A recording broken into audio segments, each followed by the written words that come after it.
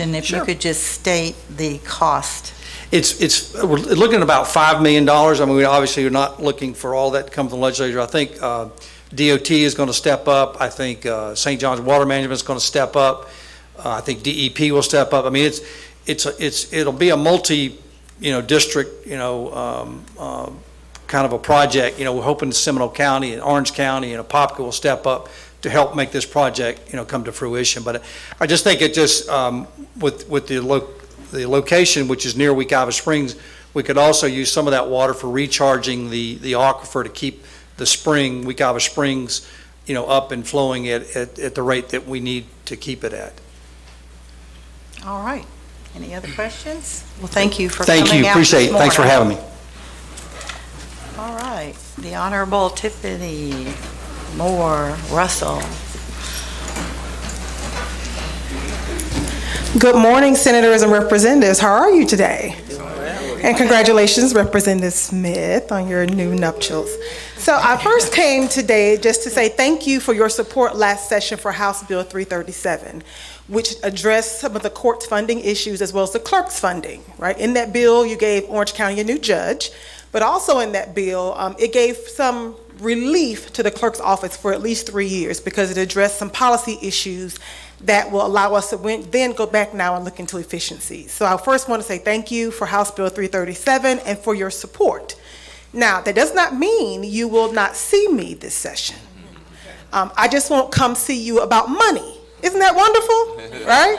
I won't beg you for money, but I will come to talk to you about any legislation that may impact our processes within the clerk's office.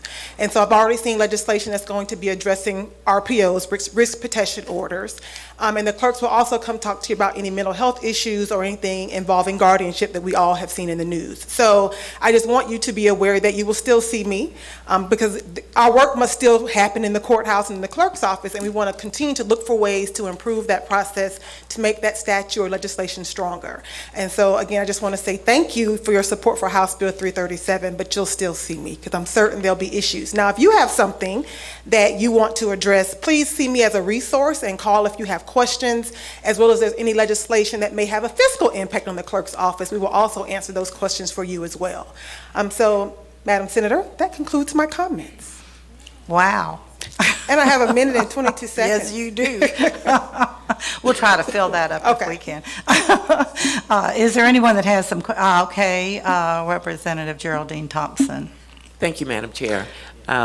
Clerk Russell, the new judge that the county now has, will that individual focus on business issues or do you know? Yes. Because the business community was very concerned that because of speedy trial, criminal cases got priority over civil cases. So I'm certain our chief judge doesn't mind me sharing you some details, but yes, that judge is being assigned to business court.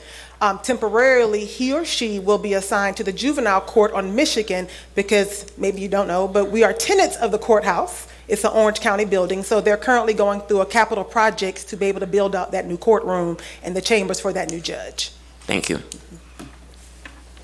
Others? Thank you so much for coming. Thank you. I hope you all have a great day. What a great presentation. Well, thank you. Have a great session today. Thank you.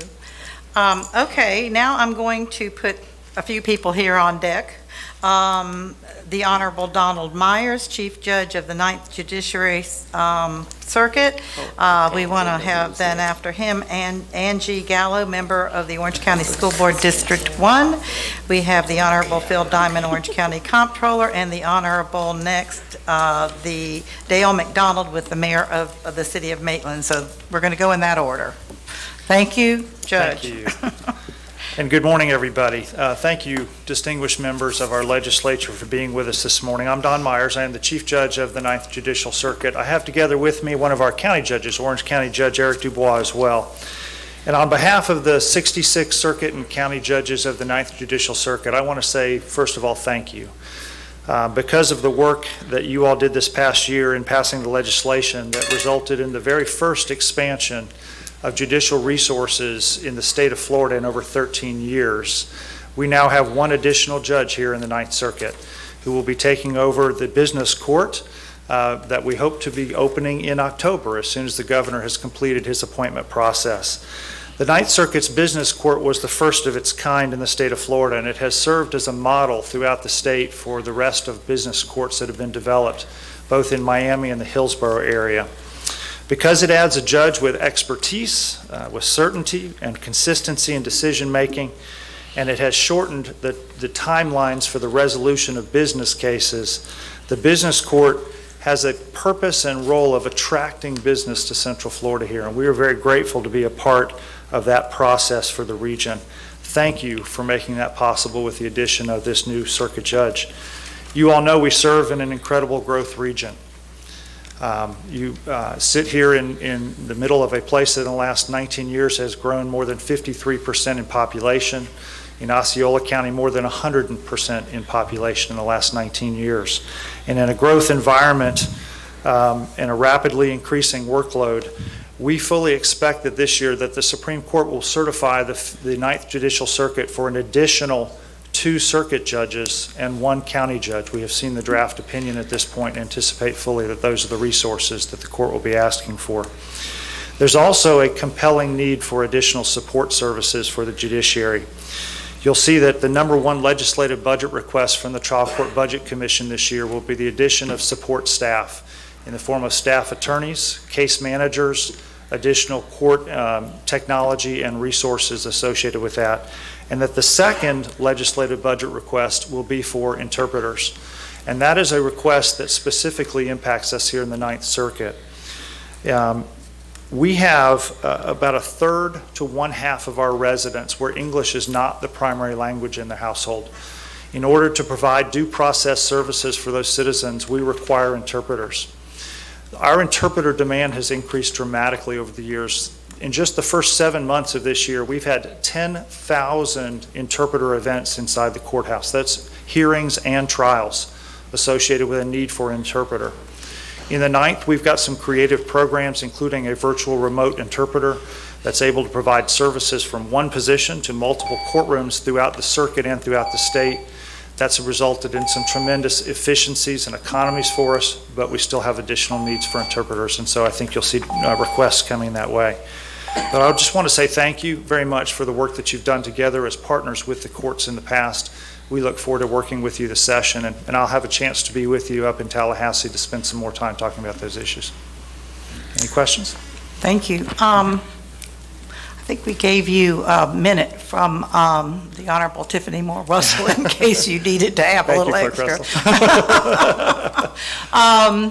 Okay, is there any questions? Because we have, okay, Senator Victor Torres, he's got a question. Yeah, questions this morning. Good morning, Your Honor. Good morning.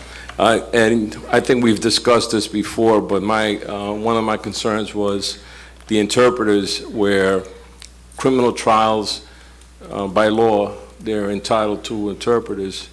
But my question deals with the civic side, where a constituent goes before a judge, doesn't speak English, and they're told, well, bring your own interpreter.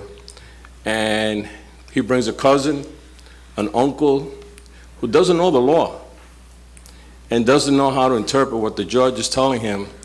And I wanted to know if you would be willing to look at that, because I think that's one of the expansions that I'm looking at because of the growth, especially in both counties that I represent, on civic matters, you know, and unfortunately, the limitations on the resources that were provided by the legislature limit our ability to provide formal interpreter services to due process courts. That's criminal, juvenile, domestic violence, mental health. Those are the primary areas that we're able to provide those interpretation services. And so, Senator Torres, the circumstance you describe is one that happens every day inside of our family courts in particular, but also inside of our civil courtrooms. The challenge is a huge one. I will tell you that the resource that we have developed, and this is unique to the Ninth Circuit, this idea of virtual remote interpreting, allows us to have an interpreter who stays in an office, and a judge on demand from their bench can access that interpreter. No more interpreters having to traipse between the different courtrooms inside of a courthouse. That efficiency in time, we are hopeful, over time, will give us the benefit of being able to carry some overflow into the domestic and civil courtrooms for interpretation. But that's going to be, we're some ways down the road from that. Already, we have found that through the virtual remote interpreting, we're able to provide overflow coverage for other circuits throughout the state, so that a judge, for example, in Volusia County can push that button on their bench, and an interpreter who's sitting in Orange County can address the interpretation needs. So as we become more efficient with that process, we're hopeful to be able to provide overflow services, but quite candidly, the resources are limited. I'd like to follow up. Sure. And would you say if we work together on this to see if we can get you additional funding in the legislature for interpreters to deal with this issue? It's very important, very important. It would be critical for us and for the people that are our litigants inside of our courtrooms. The resources of, you may know this, but certainly more than 50 to 60% of the litigants in our family law courts are pro se. They are without representation. And so when they come to the courtroom and need an interpreter event, they are bringing a family member typically to be able to assist them. The interpretation quality is not good. We struggle through that process within the very best that we can. So that sort of a resource would be very meaningful and would have a direct impact on the people that you all represent. I agree, and we're talking about taxpayers who are entitled to representation in the court system and do justice. Thank you again, Your Honor. Thank you. We have another question, Representative Escamani, and then Representative Thompson. Thank you so much, Chair, and thank you for bringing this up, Honorable. It's very concerning, honestly, because folks are not going to have an equal chance of justice when they can't fully understand the law, let alone the languages being spoken to them. I'm curious, with the current interpretation program we have now, is it just English, Spanish, or do we have Creole and other languages readily available for residents as well? So in the Ninth Circuit, we have on staff Spanish interpreters, including multiple dialects of Spanish. We have to contract with folks in order to bring in Creole interpreters, and we do have a budget that the state provides us for that purpose. So for Creole, for French, for other languages, we call them languages of less diffusion, we do have to access those interpreters through contracts separately. We just don't have enough of one type of those cases to justify bringing on full-time a Creole interpreter, for example, but are able to access, in fact, there's a trial starting this morning, an 8-day criminal trial in which the defendant is a Creole-speaking individual. Many witnesses are Creole-speaking. We require 4 contract interpreters to cover that 8-day trial. An interpreter can't interpret all day long. They can interpret for up to about an hour, and then we have to change out an interpreter for the defendant. We also have to change out an interpreter for the witness that testifies, so it requires 4. And a quick follow-up? Sure. Thank you for that. My assumption is that when you contract out, it's more expensive than having in-house staff. It certainly is, but on an annual basis, less expensive, because we wouldn't and couldn't justify having that interpreter on full-time. Thank you. Thank you. Representative. Thank you. Chief Judge, when I asked Clerk Russell about the business court, I had not seen your overview, which was at the bottom of my stack of materials. So congratulations on reopening the business court in October. And I want to know how we can weigh in when the Supreme Court certifies the additional circuit judges that you're anticipating, because just because they are certified, they're not always funded. Absolutely. So how can we assist? So 2 steps. Obviously, we need enacting legislation to add judges, and then we need appropriations legislation in order to fund those judges. It was an extraordinary thing that happened in this past session, because not only was there a funding of a judge and a judicial assistant, but also a staff attorney associated with that judge. That's a tremendous resource for us and really enables us to multiply the work of a judge at a lesser cost. In other words, if a staff attorney can help by preparing memoranda and briefs on cases to summarize the 2 parties' positions, it allows the judge to come in better educated and able to make a more timely decision on the issues.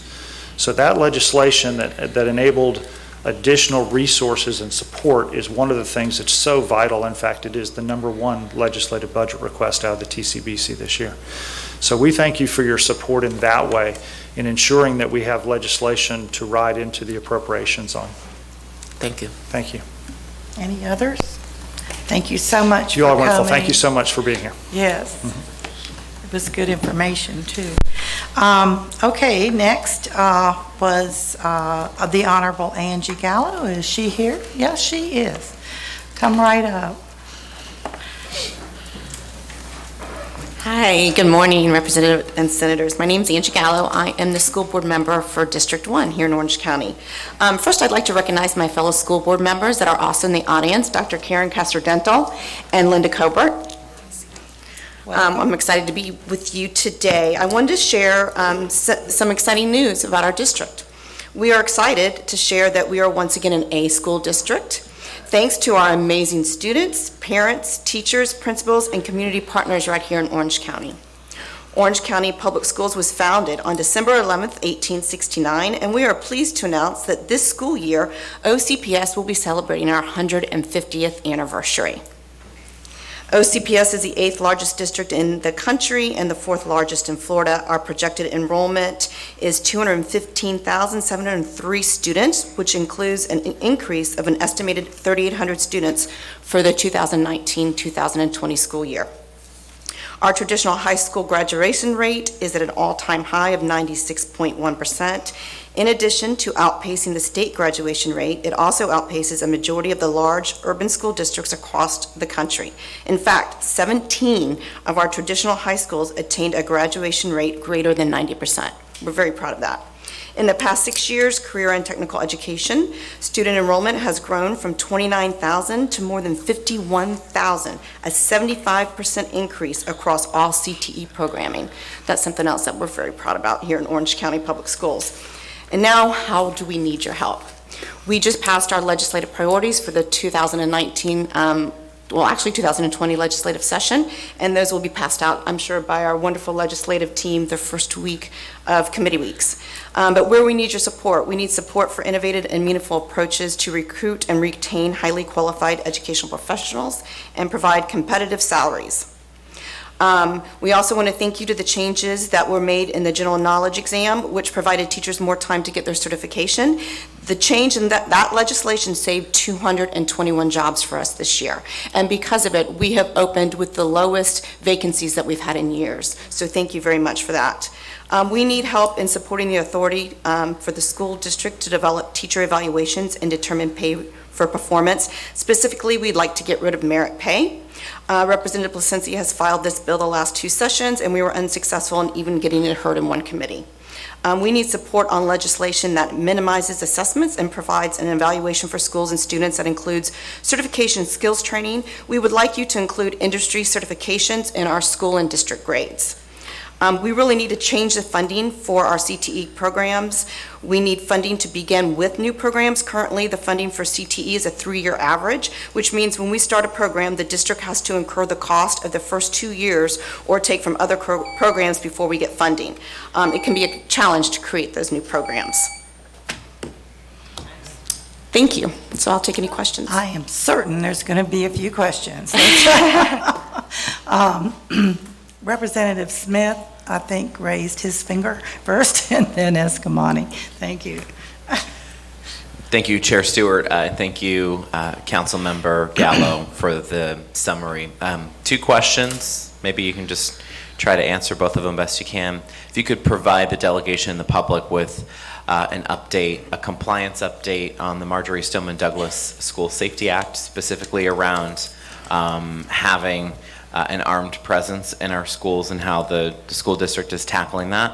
And then also if you could speak briefly to the issue of mental health in our public schools and what Orange County has been able to do as it relates to potentially hiring school social workers, school psychologists, school counselors to try to identify any possible behavior that could be flagged under some of our new laws. Thank you. Sure. So the Marjorie Stoneman Douglas. I'm very proud that our school board signed a resolution to only have school resource officers on all of our campuses, and to date we do have school resource officers at every traditional school. We have left it up to charter schools to choose whether to place an SRO or a guardian at their school, so that is up to them, and that's their choice.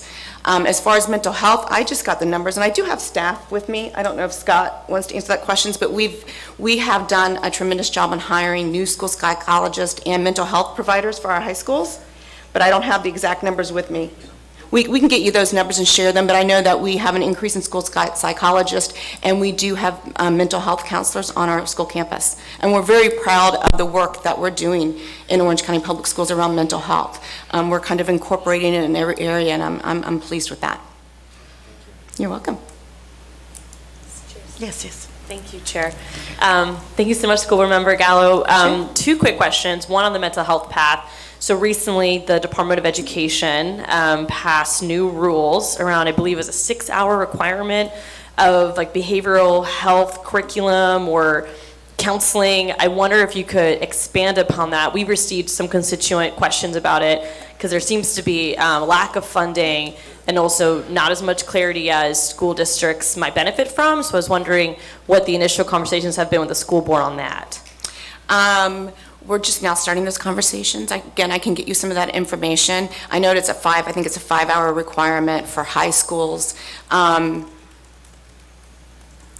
Yeah, we have some concerns about what that will look like. And I have had conversations with the DOE, not as a school board member, but as a PTA member, with some of the concerns we've had around that. And I know that I'm going to be meeting with the DOE in a week to get some more information. But we can get you information on what the mental health program will look like in our high schools and the curriculum behind it. But yes, you're right. It was not a funded mandate. It was an unfunded mandate.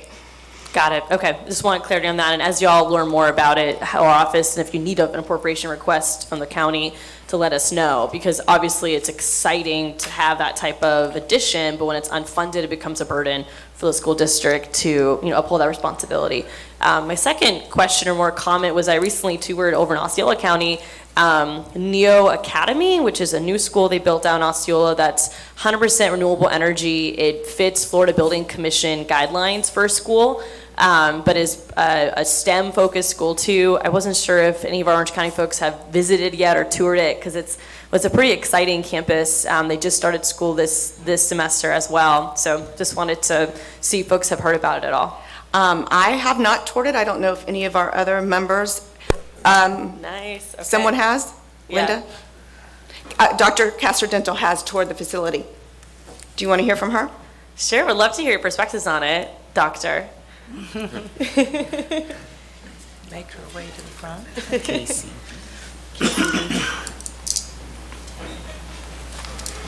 Okay. Hi there.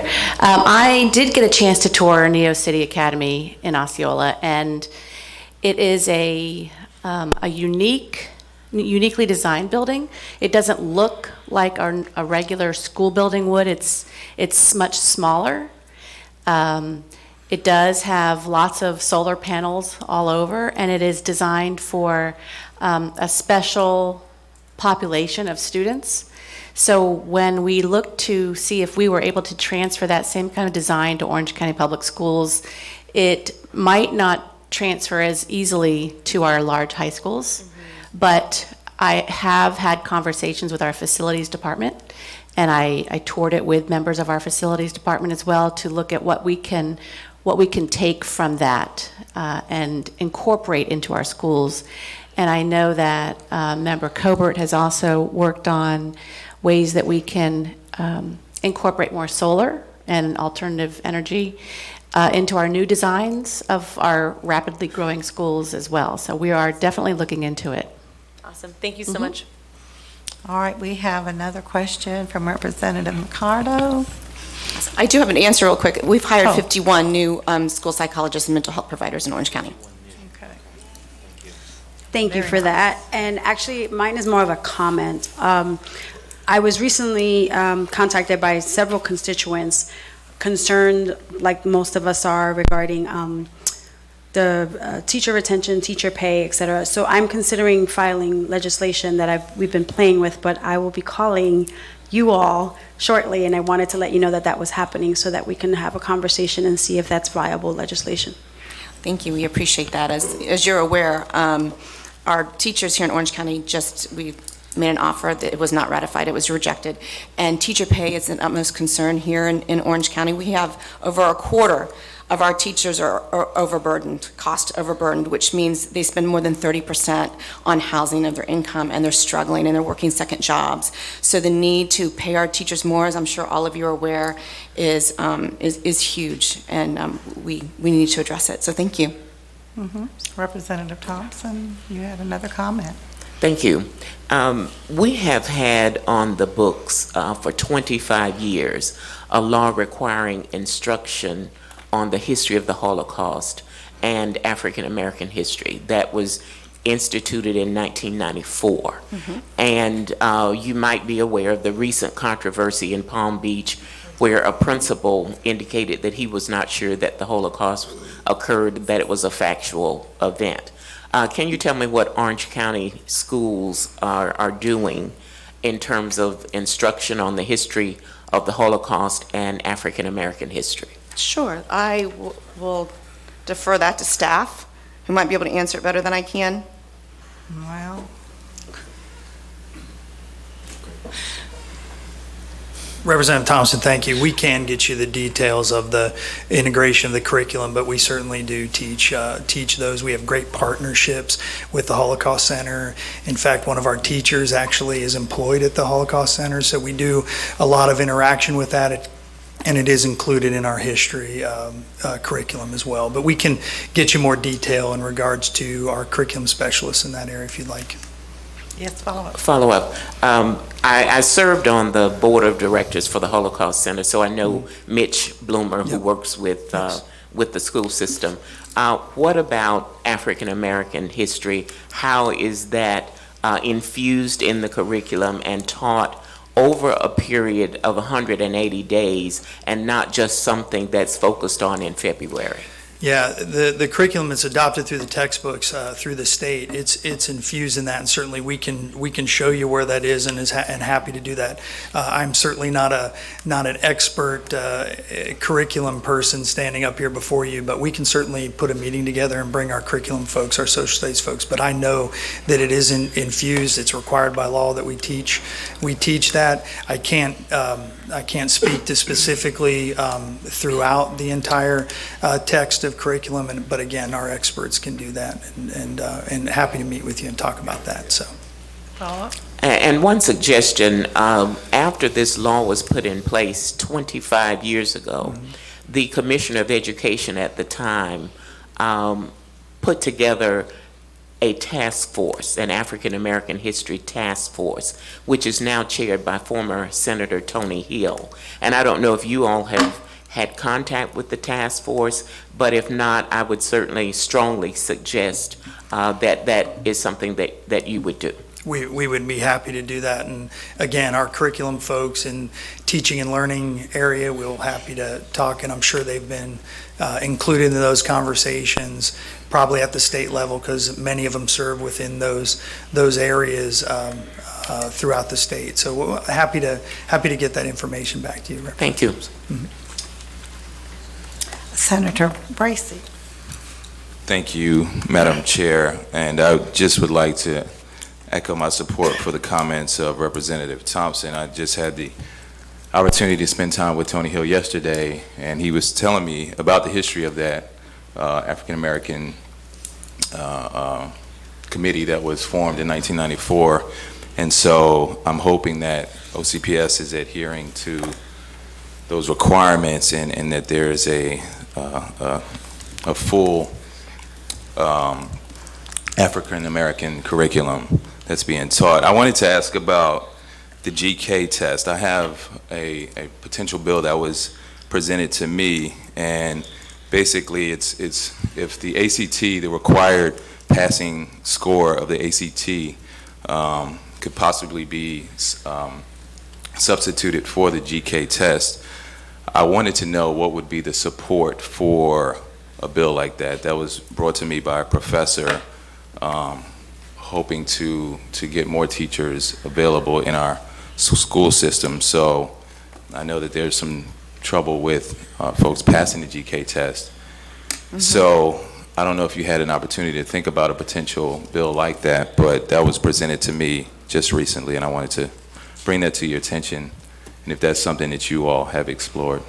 Thank you. I don't know that, that's something that we've explored. Okay. My only concern, I think with that would be the paths that some teachers take. Not all teachers take the SAT or ACT. Some of them go to a community college and then go under a four-year college, and when you do so, you don't need to take the ACT or SAT, so we might miss a portion of those teachers, but it's not something that we have thought of, but we're more than interested in having that conversation with you. Thank you. Senator Torres. Thank you, Madam Chair. There's two things, or a couple of things that I have. One is to follow up what Representative Escamani on Neal City Academy. That academy is supporting the company, the Bridge, which is with STEM development. So all those students that are going there is to provide the workforce for that company. I visited the ribbon cutting. I didn't get a chance to tour, but to me, it's a step in a direction to bring businesses into our state, into our Central Florida, where we are going to supply the workers for those companies, those young students. The next thing I have is asking you, how is the contract talks with our teachers going? Now that they've turned the contract, are we working on? Our bargaining team, our bargaining team bargains with the union. As a school board member, I can't really speak to what's going on, because that might be interfering with bargaining, but I know that they're in talks, they have set their meetings, and we're moving forward with contract negotiations. Okay, and one more I have, I was watching yesterday a program on TV, and it was apprenticeship program with charter schools. Are you aware of that? No, sir, I'm not. Do we have a? Oh, there's been a bill filed. Yes. So was a bill filed by Travis Hudson, yes. And so, yes, I was just made aware of that last week, that he's filed a bill to take some apprenticeships and some of those dollars to charter schools. As I mentioned in my speech, we were already concerned about the funding with our CTE programs, about that 3-year average, and getting those new programs started so that we're bringing the best people to the workforce that we can. So of course we would be concerned about that bill, that it would take funding away from our CTE programs and give them to charter schools. So yes, that is a concern. We're extremely concerned. Thank you. Very good point. Yes, Representative Thompson. Thank you. And this question just came up. You talked about school resource officers being in the schools, and as parents are trying to make the critical decision about where they're going to enroll their student, is there a list that's published somewhere that informs parents in terms of which schools do or do not have school resource officers? For example, the charter schools that were mentioned. So as I mentioned, all of our traditional schools do have school resource officers. I know that the charter schools are looking into a combo between the two, and they will be trained on the Guardian program. Are we required to have a list on our website? So it would be up to each individual charter on their website to tell their parents whether they're going with an SRO route or going with a Guardian. That's up to them. As a school district, we don't have a say in how they conduct business. That choice is theirs. Oh, well, okay. And we have to support it according to the legislation. Like as a school board, we have to support and help them with their decision, because they've got, 3 options. They can use an SRO, a Guardian, or some type of school safety officer, and we have to support them in the decision that they make that's best for their campuses. I think that's raised another question with Sure. Representative Escamani. Thank you, Chair Stewart. I think we all have questions. That lack of accountability is shocking.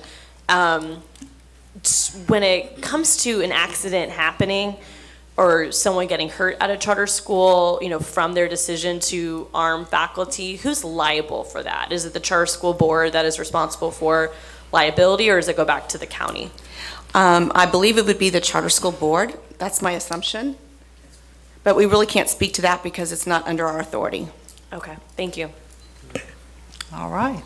Well, we'll probably have a lot more questions. We'll just send you a note. Thank you. Thank you so much. I do want to mention, take a minute of privilege here, and thank Linda Colbert for having Representative Escamani and myself out to the Boone Performing Arts grand opening. It's a beautiful facility out there, and Colonial also did it as well. But thank you for the invite and thinking of us. Thank you. Thank you for attending. All right. Next in line, they're already in line, so they know who's next. I can tell you. Yes, Mr. Diamond, yes. Honorable. Thank you very much, Madam Chairman, Senators, Representatives. I've spoken with you in the past about some of the functions in my office. Most notably, our work with collecting the tourist development tax, which we do more of than any other county in the state, and our work in recording the deeds and mortgages that your constituents want to record in the county, which we do either first or second in the state, second only to possibly Miami-Dade County. And I also have talked to you about the impressive work of our audit department, saving county taxpayers millions and millions of dollars.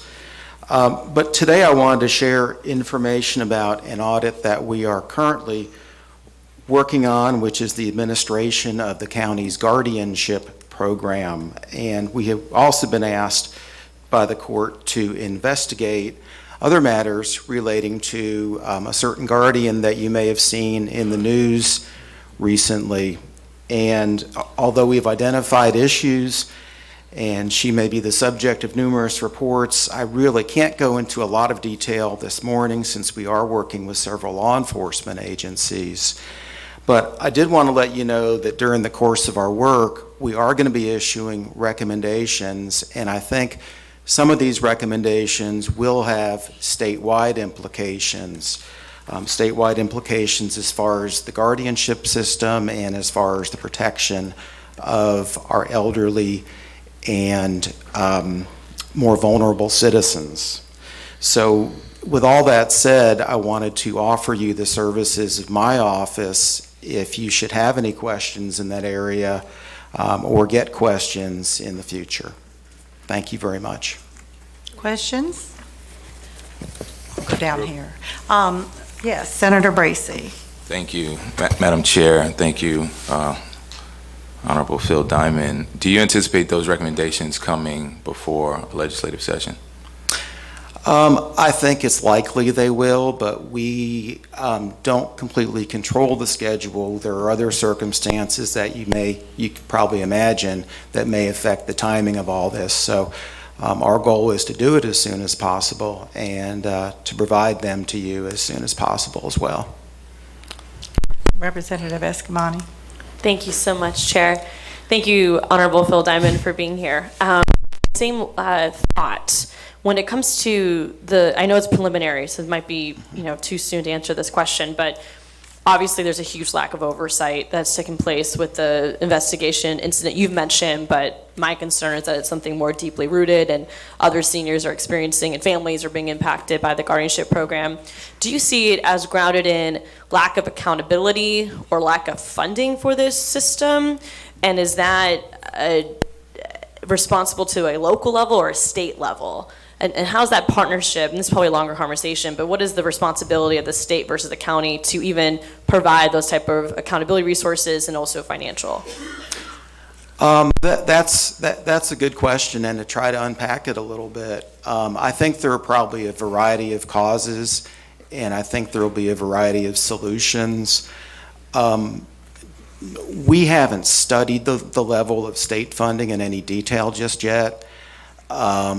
I did see reports that the governor I think the agency had asked for more funding. I think the governor had even recommended it, but unfortunately, your colleagues in the legislature didn't see fit to fund it or were not able to fund it.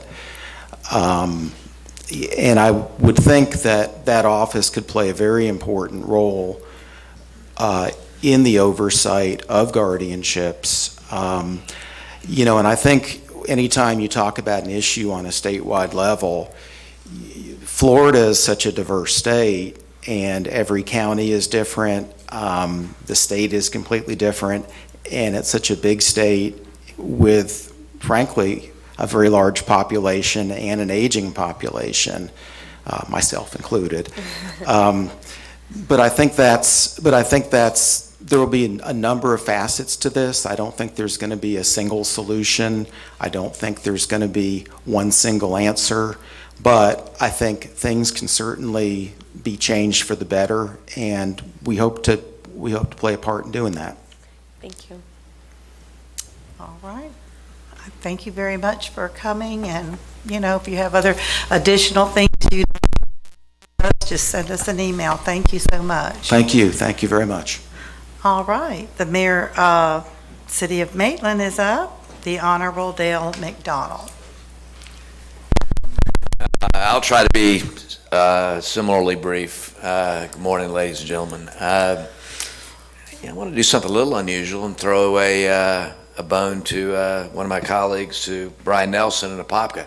It's a good project that, in collaboration with the City of Altamont and the reclaimed water systems that we're all trying to get hooked into. And of course, our 5-city mobility group that we participate in with the City of Altamont and Longwood, Lake Mary, Sanford as well. So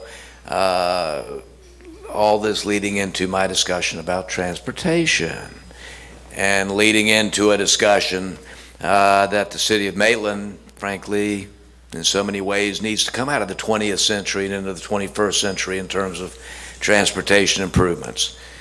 We are burdened a bit by the traffic that comes from an exploding South Seminole County that has no other way to get to the interstate except Howell Branch, Horatio, or 436. So pick your poison. This has to get better. So the things that, and more specifically, if you ever had the opportunity, and I know Representative Marcil has, the opportunity to see what Maitland Avenue and Maitland Boulevard. Oh yeah, and Maitland Boulevard is being widened to 6 lanes right there. And at grade stoplight. It's where 1792, southbound 1792 empties off into something that is truly a mental health issue. Now, and in the afternoon, the same holds true in reverse. Maitland is at Main and Main of north part of this metro area. There is only one intersection of the interstate and Maitland Boulevard and the 429 in the whole area. We cannot pretend that it's not real.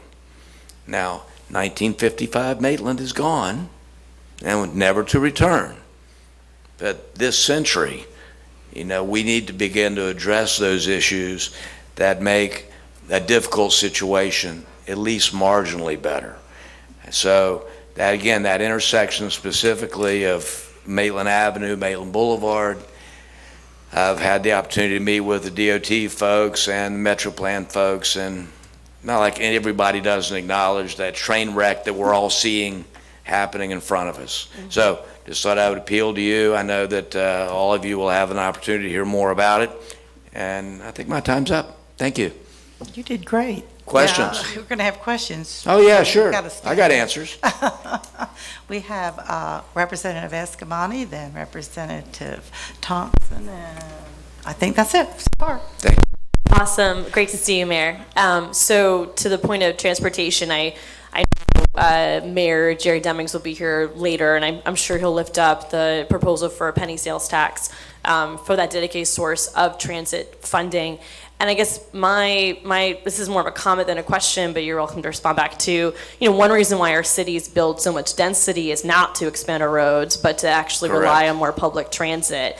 And so I think it is going to be important for these conversations to happen within our cities, for there to be town halls, so it really comes from the bottom up. And as I'm sitting here, I'm thinking that we should do a town hall in District 47 around the penny sales tax, around other transit needs, because we are seeing the same traffic across our district, whether it's South Side and Belle Isle or North Side and Winter Park and Orlando in the middle. So share your pain. We and, have, we'll we make have that those commitment. issues all over the metropolitan area, period, both whether it's business-related, getting people to and from work, to and from school, to and from all the places they need to go.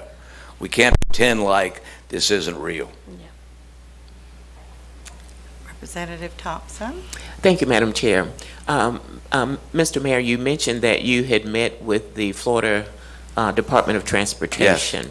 And I'm interested in knowing what kind of responses you've gotten to your concerns. I am the ranking member on transportation and infrastructure. Well, you are my hero. That with Secretary Shannon and Lorene and Kevin, I've had an opportunity to speak to everybody about this.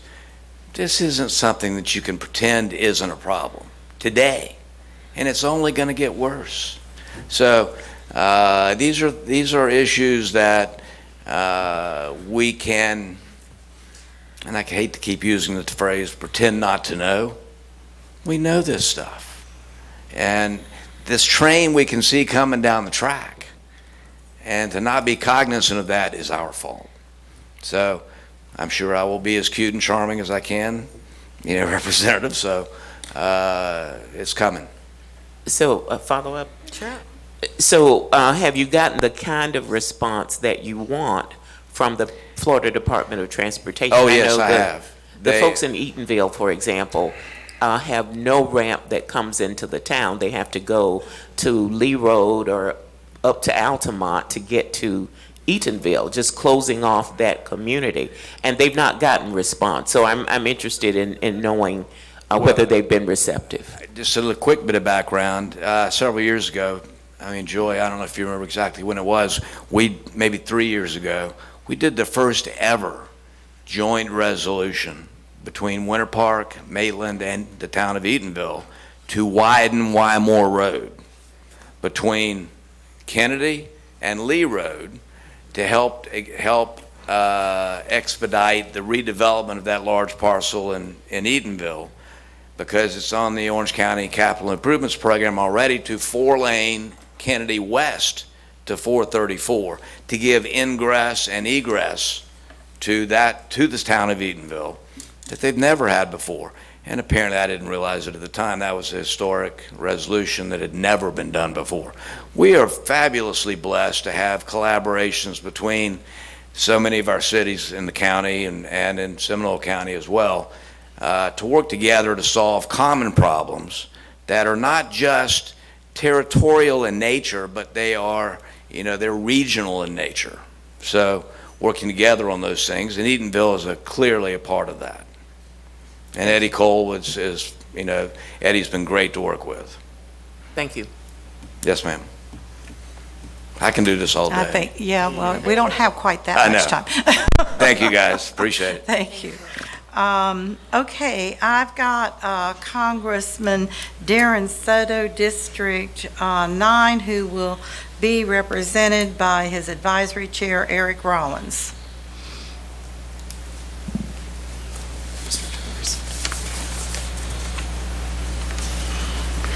Good morning, Senators and Representatives. My name is Eric Rawlings. I'm the chair of Congressman Darren Soto's Environmental, Energy, and Environmental Committee.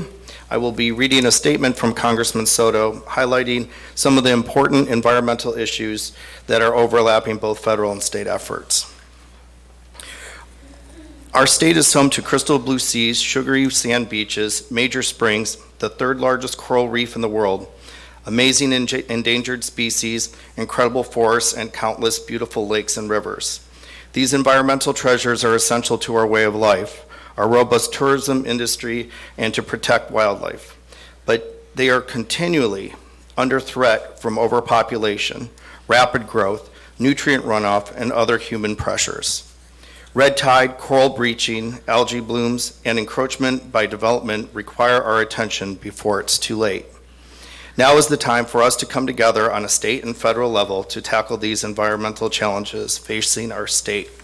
We have several pieces of legislation that can strengthen this partnership. Number one being the Comprehensive Everglades Restoration Plan, also known as SERP. This is a multi-year plan to restore the Everglades. Congress just approved an additional $200 million in federal funding in 2019. Restoring Resilient Reef Act, Representative Soto is the lead sponsor along with Senator Rubio.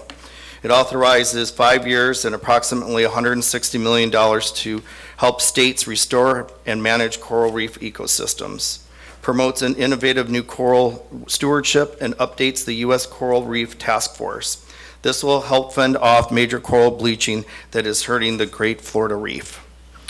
Number three, Kissimmee River Wild and Scenic River Study Act. This, after spending nearly $1 billion to restore the Kissimmee River, to rebuild wildlife corridors and clean up water going into Lake Okeechobee, this bill would establish federal protection. Representative Soto was the lead on that. Reauthorization of harmful algae bloom and hypoxia Research and Controlled Amendments Act. This funding makes funding available to combat red tide and other harmful algae blooms deemed of national significance and to complete a scientific assessment. Lastly, I encourage you to help our state grow smart, avoid suburban sprawl, preserve the Floridian aquifer, and promote wildlife corridors. Together, we can protect the environment for our constituents and future generations. This is the end of the statement, and I respectfully submit a copy to Chair Senator Linda Stewart. I thank you for your time today, and do you guys have any questions? If there are, they will raise their hand. But I think that you did produce a document as well, so we'll have that in our packet. Thank you for coming and giving some great words on the environment from the Congressman. Thank you. All right, we're going to go now to government-related entities, and I'd like to invite up Thad Seymour, the president of University of Central Florida, our hometown university, and Janet Owen, who's vice president for the government relations of the university. Are you going to come up? You're going to sit. Okay. It's all yours. Good morning, and thank you for letting me come and spend a few minutes talking to you about something that's very important to us. I want to thank all of you for your ongoing support of UCF and your recognition for its critical role in driving the talent and innovation of this amazing Central Florida region and, in fact, our entire state. As you all know, our strategy at UCF is built on the idea that we ought to be judged by the impact that we have. And we do that, we believe, best by focusing on two things. How do we take advantage of the scale that we have achieved? And how do we continue every day to drive excellence in what we're doing, both with our students and in the research that we conduct, and in how we engage with our industry and community partners. We are showing great success. We've had a challenging year in so many ways, but we have great momentum now, and we go into this coming year with enthusiasm and excitement and optimism about our future, with a record-setting incoming class, record-setting research accomplishments, and all kinds of new partnerships that we look forward to embracing in lots of different ways. I've identified three priorities for the next year: strengthening our operations, expanding our resources, and investing in excellence. And we have an entire undertaking we're calling UCF Forward to achieve those three key priorities. And I'm here to ask you for your support on one of those, particularly our legislative budget request requesting $18.4 million to help us drive excellence at UCF, particularly investing in new faculty and as well as new advisors to help ensure even greater student success of our students as they drive to complete in 4 years and keep their student loans down and get out of the workforce as quickly as possible. Most of the faculty investments will be in STEM fields to support our industry needs, and our advisors and other investments will support all of our students across all of our functions, or all of our departments. Also in the materials you have is a request for $3.7 million to support and help us grow our UCF Restores PTSD clinic, which has a great track record of success and we believe is worthy of additional investment to touch more lives among our first responders and our veterans. We could not do this work without you. We thank you for all of your ongoing support. We ask that as you move into this legislative session, you join us in helping to drive excellence at UCF for the benefit of our region and our state. Thank you very much. Questions? I do have, and you should have, everybody here, a resolution in support of the UCF Forward Plan. Do you want to talk a little bit about that? Yes, that's the resolution. Thank you for that, Senator Stewart. This is really to acknowledge, if you would are able to, the support for this effort, which represents the investment I mentioned, the $18.4 million that we will put into our excellence mission to help add faculty, advisors, and new innovations. Thank you. Questions on that? Yes. Thank you so much, Representative Escamani. Thank you, get it Chair out. Stewart. I appreciate it. And it's great to have you, Dr. Seymour. And it has been a really roller coaster year for UCF. And I'm really pleased to have you in this role. I wondered, too, if you could speak to the current outline for permanent UCF president. What does that look like for us timeline-wise? And then also maybe speak to the downtown campus. Are we on deadline? Are we opening up our classrooms? I have my own class scheduled there in my PhD program, so I'm looking forward to it. You better be there. I will be there Wednesday at 6, but would love for you to speak to those two facets if you could before we vote on the resolution. Sure. On the first, that's really the purview of our Board of Trustees. They will make the decision on the timeline for the search. I expect in September they'll make that decision. I would expect they will plan to launch a search this fall with the hope of selecting a new president who would start next summer. I am single-mindedly focused on leading the university forward. I think that keeping those roles separate is really important, and that's where I'm going to focus. And second, near and dear to my heart, is our UCF downtown opening with our great partners, and you're going to hear from Jay Galbraith a little bit later. This would not be possible without this incredible partnership and unique in the country partnership between a state college and a university. We will open 1 week from today. I'm heading over there right now. We have a gaggle of media there, and there's lots of work still to be finished in the next few days, but we will open on time, and the faculty are already in their offices, enthusiastic and ready to welcome over 7,000 students next Monday, including your class. Wow. Thank you. Yes, of course. Representative Carlos Guillermo Smith. Thank you, Dr. Seymour. It's great to see you. Really appreciate UCF being here. More of a comment, really. Just wanted to thank the university and its leadership. We've met recently in our office and spoke about issues important to our constituents in East Orlando that includes the main campus of UCF.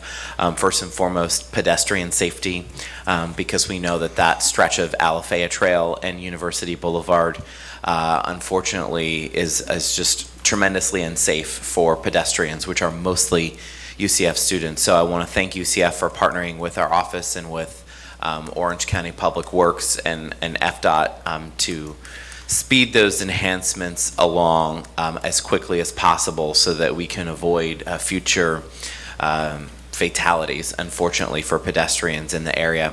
Also, just kind of want to thank you for being a part of this conversation around mental health and around PTSD and UCF Restores.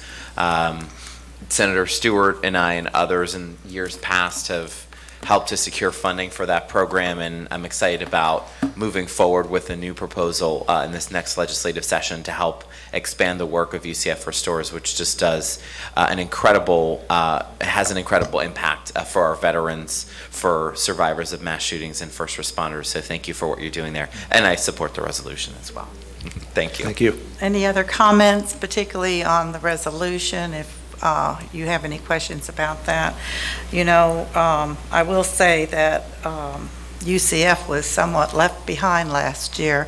So I think that it is very appropriate for us to show our support as a delegation for your moving forward plan. That does include the PTS Restores funding. So is there any questions about that? If we can just move that forward, we would like to have a vote on the resolution as to a support.